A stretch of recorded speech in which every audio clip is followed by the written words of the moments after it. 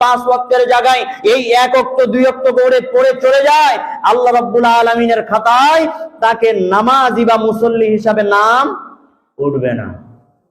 মুসল্লি হতে হলে আমাকে প্রতিদিন 5 ওয়াক্ত সালাত পড়তে হবে। কয় ওয়াক্ত? 5 ওয়াক্ত সালাত। 5 ওয়াক্ত পড়ারও আমরা সময় পাই না। দুনিয়ার এত কাজ, এত অফিস আদালত, গ্রাম অঞ্চলে গিয়ে দেখবেন এখন ধান লাগানোর সময় এসে গেছে, ধান লাগাচ্ছে, সারাদিন মাঠের ভিতরে বসে আছে, আজান হচ্ছে, ওর আজানের কোনো ভ্রুক্ষেপ নাই, দুনিয়ার এই খাবার নিয়ে ব্যস্ত। মারা যাওয়ার পরে, কবরে যাওয়ার পরে সর্বপ্রথম পচে যায় সেই পেটটা। এই পেটের কারণে আজকে নামাজ ছাড়ছি, পেটের কারণে আজকে ইবাদত বন্দেগী নাই, পেটের কারণে আজকে আল্লাহকে চিনি না, পেটের কারণে রসুলকে চিনি না, পেটের কারণে আজকে ইসলামিক সব কাজগুলা আমি বাদ দিয়ে দিচ্ছি শুধুমাত্র আমার এই পেট নীতির কারণে। আজকে যদি বুঝতাম যে মৃত্যুর পরে, ওই কবরে যাওয়ার পরে আল্লাহ তো আমাকে হিসাব নিবেন, কি হিসাব নিবে না? কবরে আমার কিন্তু প্রথম শুরু। আল্লাহ রাসূল সাল্লাল্লাহু আলাইহি ওয়াসাল্লামকে সাহাবায়ে কেরাম জিজ্ঞাসা করলেন যে ইয়া রাসূলুল্লাহ, আপনি কবরে গেলে, কবরের পাশে গেলে এত কান্নাকাটি করেন কেন? আপনার সব গুনাহ মাফ, সব কিছু আপনার আল্লাহ মাফ করে দিয়েছেন, আপনি কবরের পাশে আসলে এত কান্নাকাটি করেন কেন? আল্লাহ রাসূল বলছেন, কিয়ামতের মাঠে যাওয়ার আগে আমাকে এই কবরের ভিতরে আগে যেতে হবে। কোথায় যেতে হবে? কবরের ভিতরে আগে যেতে হবে। এখানে যদি আমার ফয়সালা সুন্দর হয়, হিসাব নিকাশ যদি সুন্দর হয়, তাহলে আল্লাহর কাঠগড়ায় আমি ক্ষমা পেয়ে যাব, ওখানে আমার কাজটা সহজ হয়ে যাবে।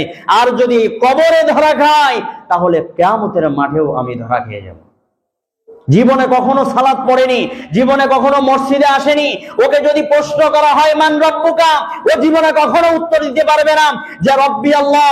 সেদিন বলবে হায় হায় লা আদরি লা আদরি, আমি তো কিছুই জানি না আমার আল্লাহকে, আল্লাহ কোথায় থাকে। আল্লাহ সম্পর্কে তাকে জিজ্ঞাসা করা হলে ও কখনো কোশ্চিন কালেও উত্তর দিতে পারবে না যে রব্বি আল্লাহ। জীবনে কখনো মসজিদের সাথে তার সম্পর্ক ছিল না।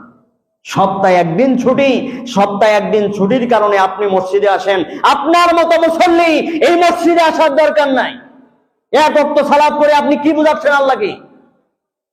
সারা সপ্তাহ আপনি 3 বেলা ভাত খাচ্ছেন বসে বসে, ওই 3 বেলা ভাতের হিসাব যদি আল্লাহ প্রতি ওয়াক্তে নিত, জীবনে কখনো আপনার মুখে আল্লাহ ভাত তুলে দিত না। আপনি কি বুঝছেন? সারা সপ্তাহে 1 ওয়াক্ত, একবার জুমার দিন এসে হাজিরা দিচ্ছেন, আপনি মুসল্লির খাতায় নাম লিখে ফেললেন। আজকে দেখেন 5 ওয়াক্ত সালাত পড়ে জান্নাতের যারা সার্টিফিকেট পেয়েছেন, ওরা কি নামাজি ছিল না? বেনামাজিদের কি আল্লাহ সার্টিফিকেট দিয়েছে? বেনামাজিদের কিন্তু সার্টিফিকেট দেয়নি। সালাত পড়তে হবে। আপনি যে ব্যবসা বাণিজ্য করছেন, চাকরি করছেন, ওই চাকরির দ্বারা যে আপনি জান্নাত পাবেন তার কোনো গ্যারান্টি আছে? প্রতিদিন ফজরের পরে সালাত পড়লেন, দোয়া করলেন যে আল্লাহ এই চাকরি বাকরি করছি, আল্লাহ হালাল চাকরি করার তৌফিক দাও, ব্যবসা করছি আল্লাহ হালাল ব্যবসা করার তৌফিক দাও, আমি যে এই যে সংসার চালাচ্ছি হালাল ভাবে যেন আমার সংসারটা চালাইতে পারি, আল্লাহ সেই তৌফিক দাও।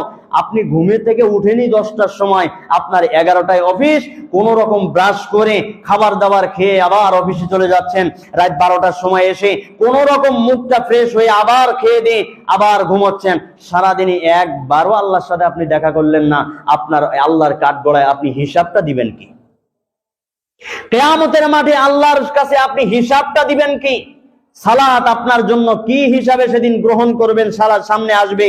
আল্লাহ রাসূল সাল্লাল্লাহু আলাইহি ওয়াসাল্লাম বলছেন, সালাত মানুষের জন্য আলোর মতো উজ্জ্বল হয়ে থাকবে কিয়ামতের মাঠে। যেমন বাতি জ্বালাইলে ঘরটা একবারে আলোকিত হয়ে যায়, আল্লাহ রাব্বুল আলামিনের কাছে